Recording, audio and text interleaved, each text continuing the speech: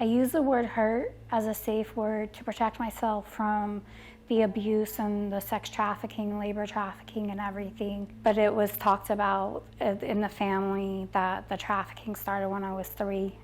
My stepdad and my mom, they would have these adult entertainment parties. They would pick people to come over. They would drink, be in a pool and stuff in the middle of nowhere. They would be sleeping with each other. My stepdad and my mom, I would tell me I would have to sleep with certain people.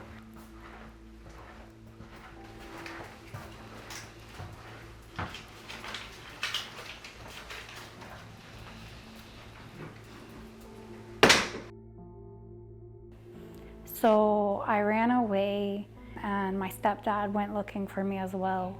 And when he found me when I was hiding under a bed, he pulled me out, held me by my throat, and was beating me and told me never to do that again. Like, I wanted to live on my own, but I was always told that was never gonna happen.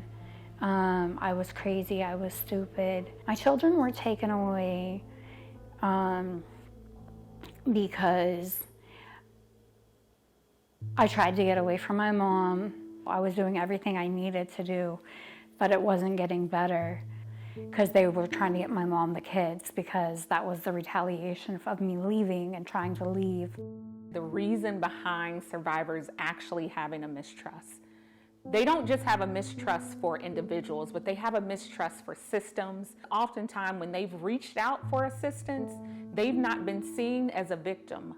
And in order to break down this bondage, if we first just meet them where they're at, maintain consistency, love, and support for them, they then will be able to build a trust.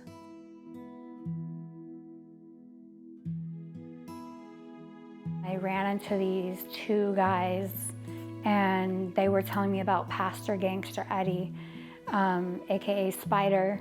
If he could change, anybody could. With that experience with Pastor Eddie, I got a Bible. I got baptized at his church, and that was a lot of what started my spiritual aspect in my recovery.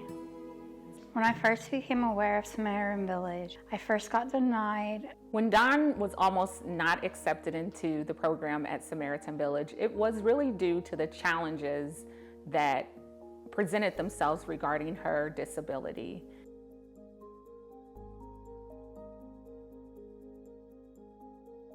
And so the conversation that took place behind the scenes, how do we continue to serve in a way that we can support those that have comprehensive challenges, disabilities, as well as continue to help them along their healing journey. But then they called me back, we got the voucher, and I had to come every day. And I had to do the same thing everybody else was doing in stage 1, but just live off the property.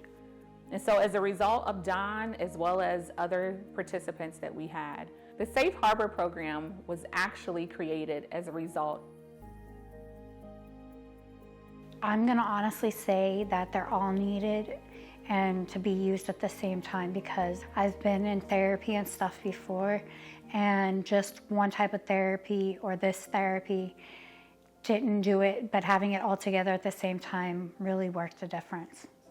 And so it's really important, and I think the most impactful piece to our program for Dawn really was around just incorporating all of those biblical principles alongside those therapies.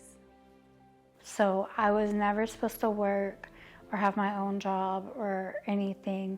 I've had my own place, had my own job, and it's something that nobody can take away. If I were to describe what it looked like for Dawn to break free from survival mode and step into her healing, Dawn began to serve her community right here in Central Florida.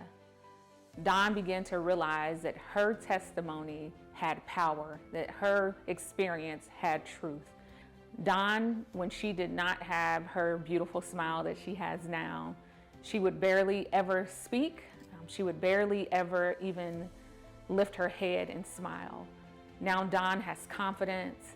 Dawn is able to speak with confidence, as you have seen. She again has an ability that God is able to use her in powerful ways.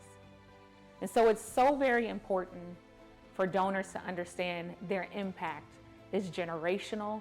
We're talking about generations that are impacted. We're talking about our community that is impacted by that one life and that one experience here at Samaritan Village. I am a survivor because of Samaritan Village.